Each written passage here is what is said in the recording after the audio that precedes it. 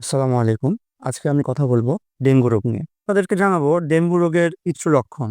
উচ্চ জ্বর হয়, যেমন জ্বর হঠাৎ করে ১০১ ডিগ্রি থেকে ১০৫ ডিগ্রি পর্যন্ত বৃদ্ধি পেতে পারে। মাথা ব্যথা হয়, বিশেষ করে চোখের পিছনের অংশে মাথা ব্যথা করে। মাংসপেশিতে ব্যথা হয়, এমনকি জয়েন্ট পেইনও হয়ে থাকে।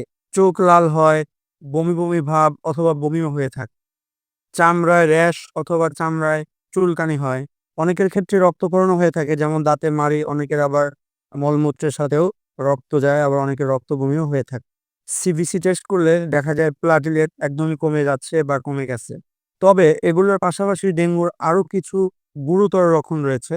অতিরিক্ত শারীরিক দুর্বলতা, খুবই ঘন পরিমাণে বমি হওয়া, পেট ব্যথা বা ফুলে যাওয়া, প্রচন্ড পরিমাণে শ্বাসকষ্ট, একদমই নিঃশ্বাস নিতে পারতেছে না, এরকম একটা অবস্থা। অনেকের ক্ষেত্রে চামড়া নীলচে হয়ে যাওয়া, এমনকি কেউ অজ্ঞানও হয়ে যেতে পারে। এখন আপনাদেরকে ডেঙ্গুর চিকিৎসা সম্পর্কে একটি ধারণা দিব। বর্তমানে আসলে ডেঙ্গুর জন্য নির্দিষ্ট কোনো চিকিৎসা নেই। শুধুমাত্র সিম্পটোমেটিক দিকগুলো লক্ষ্য করে সেগুলোর ট্রিটমেন্ট দেওয়া হয়ে থাকে।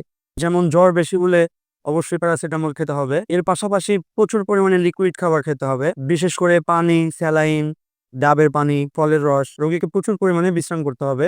সিবিসিতে প্লাটিলেট লক্ষ্য করা। প্লাটিলেট কমে গেলে প্লাটিলেট বাড়ানোর যে ওষুধ রয়েছে বা যে খাবারগুলো রয়েছে সেটি খেতে হবে। প্রয়োজন ভেদে হাসপাতালে ভর্তি হতে হবে। অনেকের ডেঙ্গু হওয়ার ফলে রক্তশূন্যতা দেখা দেয়।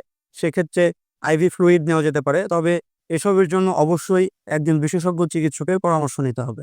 তবে ডেঙ্গুর এই সিজনে যখন আপনার জ্বর হবে, তখন হুট করে নিজে কোনো অ্যান্টিবায়োটিক খাবেন না। অবশ্যই লক্ষণগুলো খেয়াল করবেন এবং ডেঙ্গুর যে টেস্টগুলো আছে, ডেঙ্গু NS1, ডেঙ্গু IgM, এই টেস্টগুলো করাবেন। করানোর পরে সেই রেজাল্ট অনুসারে ওষুধপত্র খাওয়া শুরু করবেন। যদি এই ধরনের রেজাল্টগুলো নেগেটিভ আসে বা ডেঙ্গু না হয়, সেক্ষেত্রে আপনি ডক্টরের পরামর্শে অ্যান্টিবায়োটিক খাবেন। ডেঙ্গু আসলে প্রতিকারের চেয়ে প্রতিরোধই সবচেয়ে বেশি জরুরি। ডেঙ্গুর বাহক যাতে না ছড়াতে পারে, সেজন্য ডেঙ্গু প্রতিরোধের ব্যবস্থা গড়ে তুললে ডেঙ্গু রোগ থেকে আল্লাহর রহমতে মুক্তি পাওয়া সম্ভব।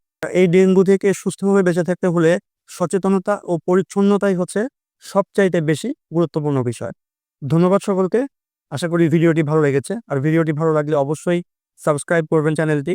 পাশাপাশি লাইক, কমেন্ট, শেয়ার করার জন্য অনুরোধ রইল। যারা ফেসবুক থেকে আমার এই ভিডিওটি দেখছেন, তারা অবশ্যই আমার এই ফেসবুক পেজটি ফলো দিয়ে রাখবেন। আসসালামু আলাইকুম।